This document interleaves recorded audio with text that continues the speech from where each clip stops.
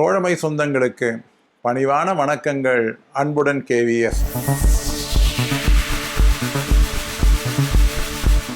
அஞ்சல் இலாக்கா ஜூலை 2024 அன்று ஒரு அஞ்சல் தொழிற்சங்கங்களிலே புதிய கேட்டகரியை உருவாக்குவதாக அறிவித்திருக்கிறது. அதாவது HAG2, HAG1, NFG ஆகியவைகள் எல்லாம் ஒரு தனியான கேட்டகரி என அறிவித்து அதற்காக தனியான சங்கத்தை அமைப்பதற்காக அறிவித்திருக்கிறது. தனியான சங்கம் அறிவிப்பது என்கின்றதனுடைய உள்நோக்கமே நிச்சயமாக தற்பொழுது இருக்கக்கூடிய அந்த கூட்டு பேர வலிமை, அஞ்சல் 3 சங்கத்திற்கு இருக்கக்கூடிய அந்த கூட்டு பேர வலிமையை குறைப்பதற்காக, அதை கட்டுப்படுத்துவதற்காக, ஊழியரை பிளவுபடுத்துவதற்காக HAG2, HAG1 என்பவர்களை தனியாக பிரித்து அதன் மூலமாக ஒரு பயனடைவதற்காக இந்த அரசாங்கம் இதை அறிவித்திருக்கிறது. இதற்கு ஒரு சில பேப்பர் காகித சங்கங்கள் காரணமாக இருந்தாலும் இருக்கலாம். அதை பற்றி நமக்கு கவலை இல்லை. நம்மை பொறுத்தளவிற்கு விதிகளிலே என்ன சொல்லி இருக்கிறது அதை நாம் பார்ப்போம். இப்படி ஒரு முரணான உத்தரவினை அஞ்சல் இலாக்கா அளிப்பதற்கு முன்னால் நிச்சயமாக ஏற்கனவே இருக்கக்கூடிய அந்த வரலாற்று உண்மைகளை கண்டிப்பாக பார்த்து அறிய வேண்டும். அஞ்சல் இலாக்கா இண்டஸ்ட்ரியல் டிஸ்பியூட் ஆக்டின் கீழாகத்தான் வர வேண்டும் என்று ஏற்கனவே மிக தெளிவாக 7 ஜட்ஜிகள் உள்ள உச்சநீதிமன்ற தீர்ப்பு சொன்னதனுடைய அடிப்படையிலே தொழில் அமைச்சகம், மினிஸ்ட்ரி ஆஃப் லேபர் அதற்கான ஆணையை வெளியிட்டு இருக்கிறது.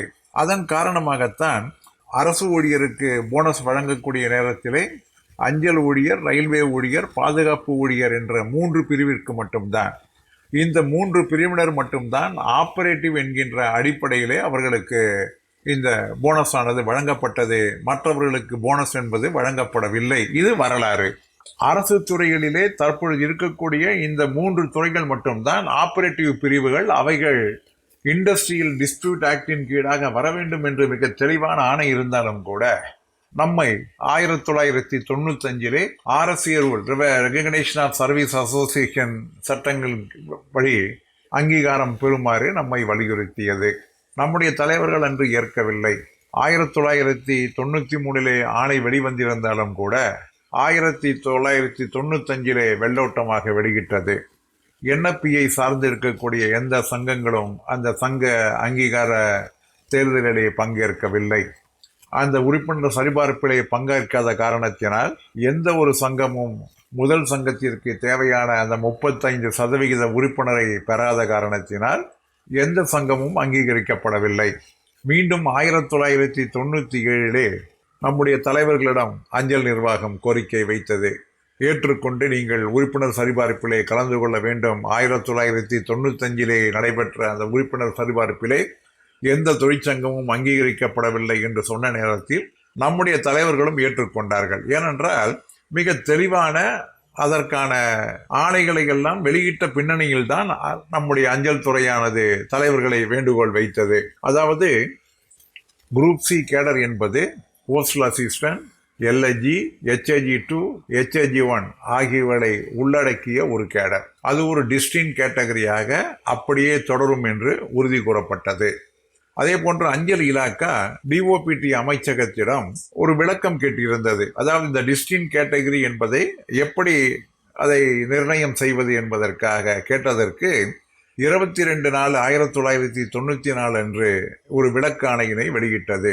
அதிலே டிஸ்டிங்க்ட் கேட்டகரி என்றால் ஒரு காமனாலிட்டி ஆஃப் த இன்ட்ரெஸ்ட், ஒரு பொதுவான இன்ட்ரெஸ்ட் உள்ளவர்கள், ஒரு ஹோமோஜீனியஸ் குரூப்பாக செயல்படக்கூடியவர்கள், அவர்கள் எல்லாமே ஒரு டிஸ்டிங்க்ட் கேட்டகரியாக நீங்கள் நியமித்துக் கொள்ளலாம். உங்களுடைய இலாக்காவிலே நீங்கள் அதை முடிவு செய்து கொள்ளுங்கள் என்று விளக்கம் கொடுத்தது. அதற்கு பின்னால் தான் அஞ்சல் இலாக்கா LIG, HAG2, HAG1 ஆகியவைகள் ஹோமோஜீனியஸ் குரூப்பாக அறிவித்து அவைகளை உறுப்பினர் சரிபார்ப்பிலே பங்கேற்க வேண்டுகோள் விடுத்தது. அது ஏற்றுக்கொள்ளப்பட்டது. அதற்கு பின்னால் 10/3/95 வேறொரு விளக்கத்தினையும் DOPT அமைச்சகத்திடம் அஞ்சல் இலாக்கா கேட்டது.